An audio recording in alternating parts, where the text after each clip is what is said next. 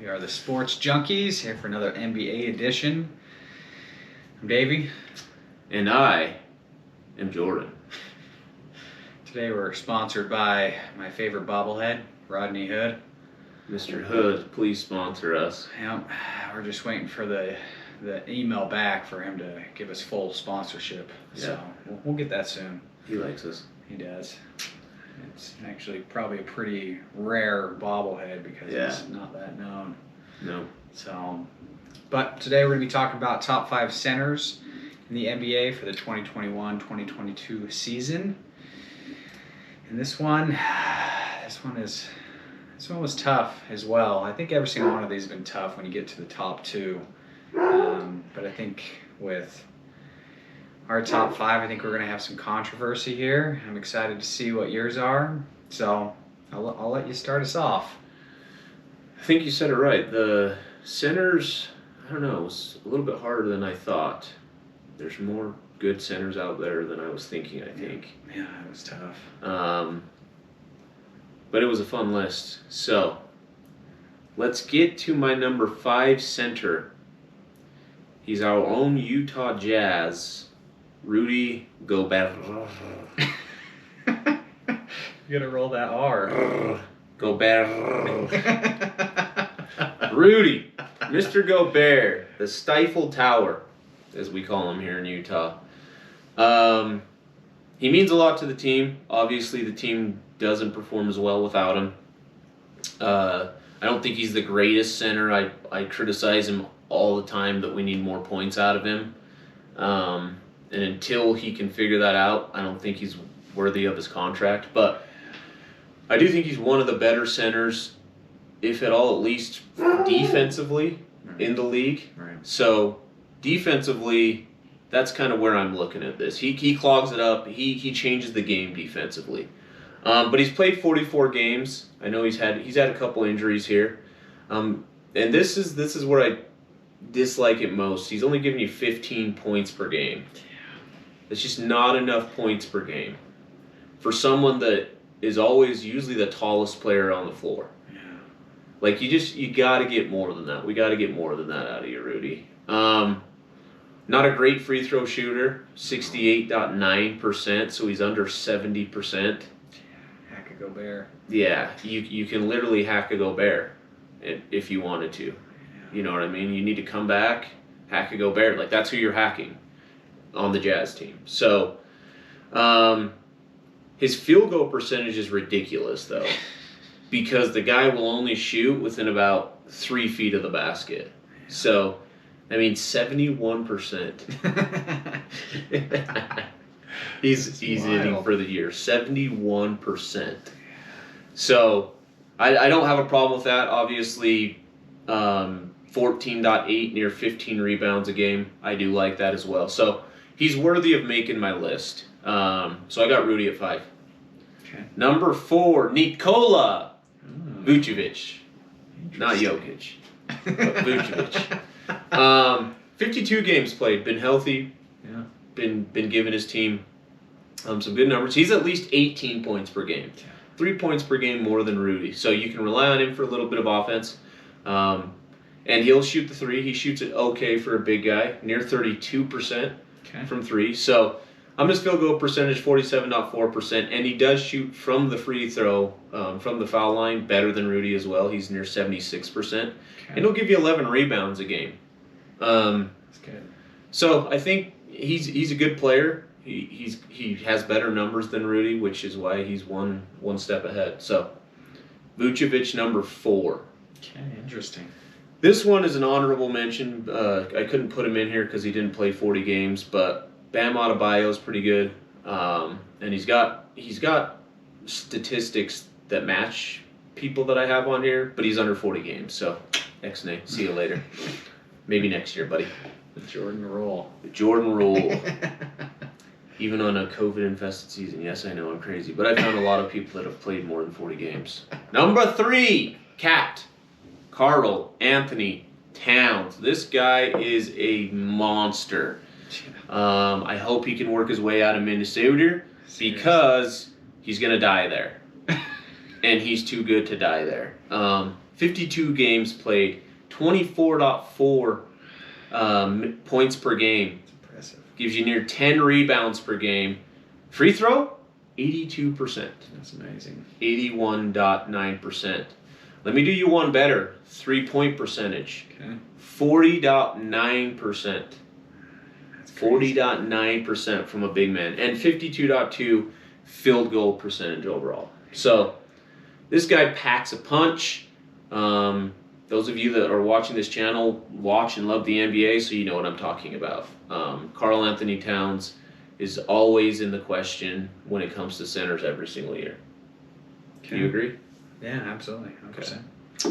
Number 2, this one, this is where you get a little hairy. And Cat can even, he makes it hairy too, but number 1 and 2 get hairy. Number 2, though, is Nikola Jokic, the Joker. Okay. Reigning MVP of the 2020 season. Can't argue anything about that. Put that team on his back. Played 52 games, so this guy plays a lot of games every season. He's a healthy big man that's well put together. But let me just give you some of what this guy does. 26 points per game, 14 rebounds per game, 8 assists per game. This guy nearly averages a trip dub. Shoots the free throw at 80%. You know I love that. And you can trust him to shoot the three. 37%. So this is a guy who's proven that he can literally get a team into the postseason. Even when his running mate Murray's out, he can get you to the postseason. He has the slowest game on earth. Oh my heck. Him and up in Dallas, Luka, those guys just move at their own pace, and it's like a snail's pace, but he'll do it. That leaves number 1, 2, Joel. And Bede. been killing it lately. MVP so far this year. In my eyes and a lot of people's eyes. This guy is just a monster. I think Philly's overperformed this year. Yeah, absolutely. I do. With Simmons out. With Simmons out, I think Philly's overperformed this year. And that's because of Joel Embiid. Yeah. Like this guy, it's turning into where it's like, all right, this guy can just drop 50 if he chooses to per night. Yeah. So, I mean, this guy's amazing. He's up near 4 points more per game above Nikola. Okay. He gets 11.2 rebounds, shoots his free throws at 81.3%. This is a guy where you can trust. You don't have to take him out. You can't hack a shack him. You do not want to do that to this guy because he'll put it in. Near 50% field goal percentage overall. I just think he changes the game, and I think he changes it with his cockiness too, and his ability to get in the opponent's head. I think he changes the game big there. So I'm kind of looking past numbers even here. He drives people nuts, and that's what he wants. And once he does that, he's got you. So he's just an animal, and I don't think he's hit his ceiling. He's got a long way to go. So Joel Embiid, number 1 for me. Do you think Harden's gonna take away from some of his numbers, or do you think he's going? I don't. You don't? Okay. Mm-hmm. I think Harden will help him. Get him. Do you think his points per game will go up and his assists will go down at all? I think his assists will stay about where they are. They're not great, 4 out of 5 a game. They're not great anyways. His rebounds will stay the same. I think his points improve. Okay. I think his points improve. That's going to be a 2-man game. That's going to be a pick and roll you to death lineup. Yeah. And dude, the way Harden can assist. Right.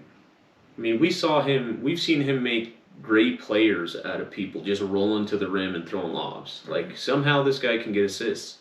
He's led the league in assists at least 1 year. Yeah, look at what Capella was. Yeah, the Capella. Rockets. Yeah.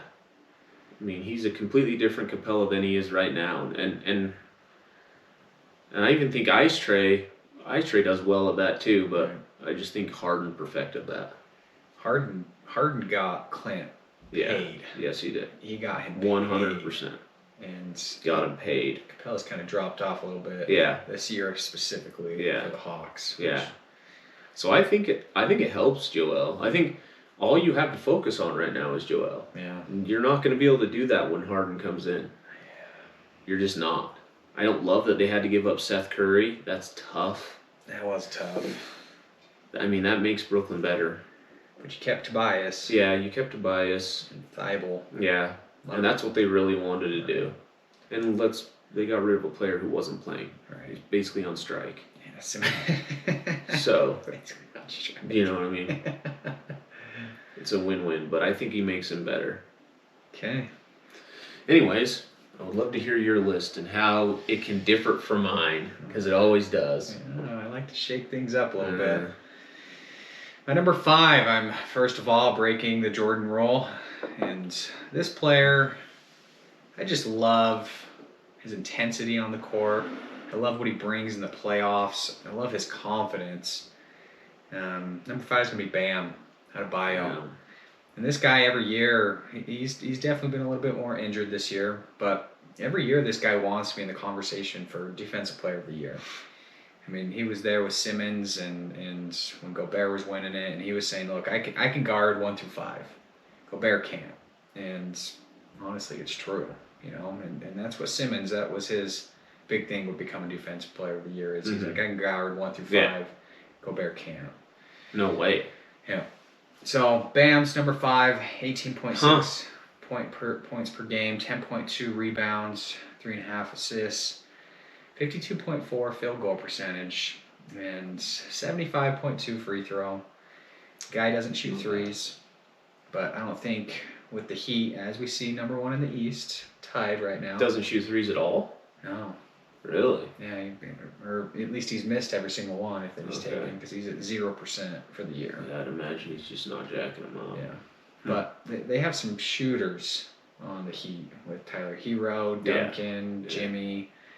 Even that Maxi Struss, that Gabe Vincent, Caleb Martin, these guys can all shoot the threes, and so Adebayo's doing exactly what I think the team wants him to do. Yeah. So, number 4, we got to go with my team, Rudy Gobert. 4. You know, he does have a knock on his points per game, and that's my big thing with him, is we are becoming a positionless NBA. And so it was tough to put him in here, but I can't ignore the 3 Defensive Players of the Year. Yeah. And that's really not heard of.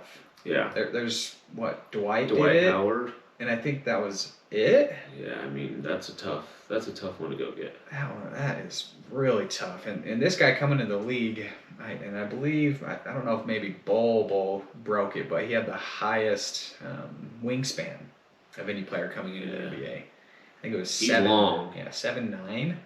His wingspan was. Yeah, he's long. So, yeah, I mean, his rebounds per game, 14.8. That's ridiculous. Yeah. I mean, guys just high above a double-double, you know. And, 2.3 blocks per game. Impressive. So he's putting some stats up there. But yeah, he does need to work on his shot. When you're getting paid as much as he is, I'm sorry, but you need to be able to have a turnaround floater. Yeah.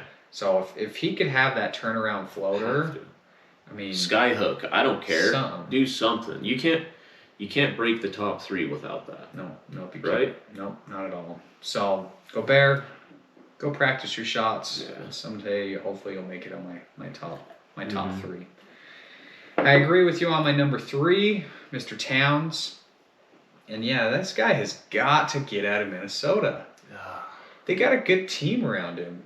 Anthony Edwards, D'Angelo Russell. Yeah. I don't know if it's the coaching and just the history of the Timberwolves. Terrible. And this guy hasn't wanted to leave. He's never expressed frustration with the organization. So I'm sure they've been great to him. No, yeah, absolutely. I'm sure he flies first class. His family flies on the team plane. Yeah, they're doing whatever they can for him. Yeah. But I don't know if he needs to be a little more vocal so that they'll try to bring in some other players, because this guy's been putting up stats for years now. Yeah. And they're still missing the playoffs left and right. So This guy has the potential, and I don't think he's ever even been mentioned in the MVP race. Not that I've heard of, not seriously. No. So I want to see either him be more aggressive out there as far as getting upset when they're not in playoff scenarios. That is one thing, is he doesn't show a ton of. No. He doesn't wear his heart on his sleeve. He does not. No. So I wish that he was a little more aggressive out there. Yeah. Number 2, this is where I'm really switching it up. I'm gonna put Joel Embiid as number 2. Yes, he is number 1 right now in the MVP rankings, and he's been killing it. Yeah. This guy is dominant, and even with Simmons out, you think that they would not be as good. Yeah. Especially with what they're paying Simmons, but this guy he's having the best season he's ever had. Yeah. He's a Band-Aid. He's duct tape. Just duct tape it over Simmons and he'll roll. Yep.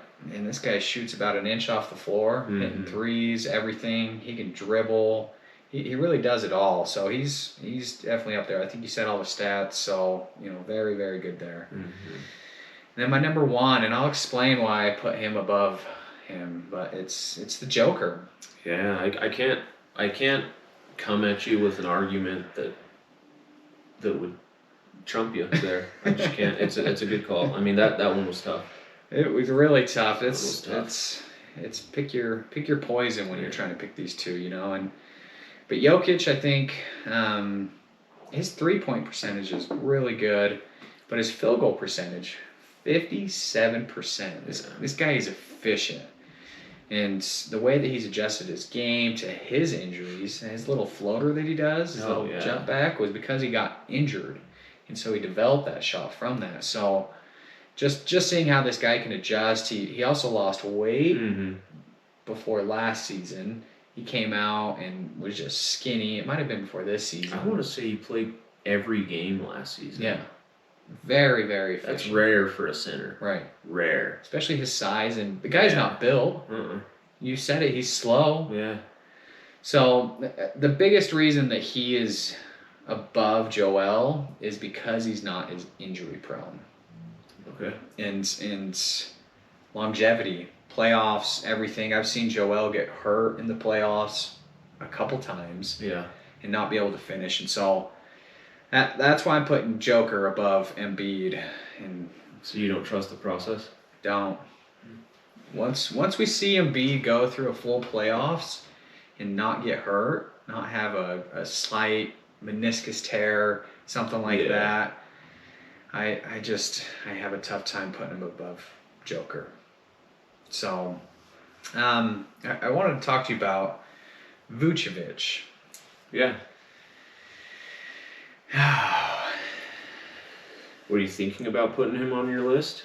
I was, but I don't think he's that aggressive. I don't think, kind of like Towns. Yeah. I don't see him wanting to win as much as some of these other players. I can agree, but he's not Towns, and he doesn't have to. Towns, I mean, he's got Edwards, but he's got to carry that team. Right. Vucevic is not even a number 2. Yeah, that's true. I can argue he might not be the number 3 on that team. Okay, would you put Lonzo above him? I would put what's his head, the one that's injured. Caruso. Okay, he's coming off the bench, huh? All right. And so I could see that. I could see you want that in a number 1 guy, but Vucevic, he's not a number 1 guy, and he doesn't think he's a number 1 guy. Okay. So, I mean, yes, I would love to see Hart, and I would love to see that, but, like, from a number 3 guy, really, like, the stats are good. Yeah. I mean, if Bam was healthy, out of those two, who would you pick? I would pick Bam. Okay. I'd pick Bam. Okay. That's a good answer. I'd pick Bam. But I'm going off of this season, and if you've played under 40 games, outside of Kevin Durant, because I know on my last video, I did put Kevin Durant in. It's the only time I've bent the rule. He's put a number of people in that haven't played 40 games. So, but that is my rule, not his. But yeah, I would rather have Bam. if he was healthy and he had hit the 40-game minimum that I'm looking for. Okay. How far do you think the 76ers make it in the playoffs? Do you think they have a chance to win it all? I do think they have a chance. Obviously, we'll have to see with this Harden what this does. It's so tough because, I mean, not even just from Embiid, but like Doc Rivers, I've seen him flame out quite a bit. And it takes the entire organization at that point in time. And Philly hasn't proven to us that they can get there, Right. that they can get to the finals, but they can prove that they can be a number 1 seed in the East. Yeah. Or at least get to number 1 throughout that season in the East. Right. So, but I think Harden changes it. I think that's hard to say because Harden fits there better than Ben Simmons to me. And I'm excited for the playoffs, and as much as I want to see Giannis, I still think probably Milwaukee, because Brooklyn's tough. Like if I'm going right now, I still probably think Milwaukee's the best team in the East. Okay. Yeah, I would love to see. Just because of the recent trade, I would love to see Brooklyn and the 76ers meet in the playoffs. I would love to see that. That would be so much fun. In theory, we should. All right. Right? In theory, we should. These are, I mean, you can't ignore Milwaukee, so Milwaukee could throw a wrench in that. But if Milwaukee doesn't, which let me remind you, Kevin Durant almost single-handedly took them out last year. Yeah, seriously. He was that close. That close. He was literally an inch. An inch over the line. He was an inch. And he went nuts in those playoffs games. But, yeah, I mean, they should meet. Yeah. And then the Heat. Yeah, I don't trust the Heat. Okay. I don't trust the Heat. Right. Even though they went far in the bubble, I don't care for that whole bubble thing anyway, but I just don't. You put the Heat in a Milwaukee Heat 7-game series, who's winning that? Milwaukee. Okay. Absolutely. You put them in a Philly Heat 7-game series, what do you think? I mean, if Bam's healthy, I know that he can do some work on Embiid, but once again, with Harden there, that's going to be tough because he can. I mean, you're going to get Harris going. You're going to get all these other. I mean, Shaq Milton. You got Maxey. Yeah. Maxey's. What did he drop? 40 something last night? Yeah. Whew. That was. Yeah. So I think they have a very good surrounding cast as well around Embiid. So yeah, once again, I could see Boston playing him well in the postseason. Like I could see them being beat.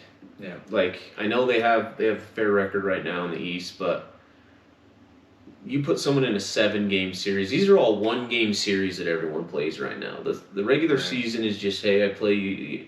You put someone in a 7-game, it changes everything. Yeah. And I just don't think they're the team that's going to come out. It's going to be Philly, Milwaukee, or Brooklyn. Yeah. In the Eastern Conference Finals. Yeah. We're not even talking.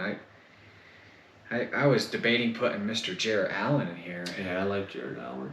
Cleveland has been playing really well. Oh, no, that was a good move for them to get rid of him. Right. Yeah, that's tough. And then they just got LeVert and that Darius Garland's been playing well. I can see him making some noise in the playoffs, but once again, 7 games comes down to a lot of playoff experience, I think. Yeah, it does. And coaching, and It matters. I don't know if Cleveland has that. Yeah, me either. 7 games different than 1. Right. I mean, we've seen the Jazz just run off 21 games in a row and have a crazy season, and then you put them in the postseason and They lose to the Clippers. yeah, the Clippers without Kawhi. Or Paul. Like Paul George played. Oh yeah. Okay. Kawhi went out in one of the games. I think the last 2 or 3 games, maybe 4, they didn't even play with Kawhi. That's just so regular season's different than postseason. I think the Heat are a regular season team. I can see that. Cool. I think that just about does it. That does it. Thanks for tuning in. If you like what you see, because we love doing this and we'll continue to do it, Give us a follow. Leave a comment. Give us a thumbs up. Let us know you like what we're doing, or tell us what you want us to do, because we love to debate any type of sports. And if you think the Joker should be number 1, let me know. Yeah, that's a good one. Joker and Embiid. That's a good one. Let us know in the comments. We will see you on the next one. Sports Junkies out. Peace.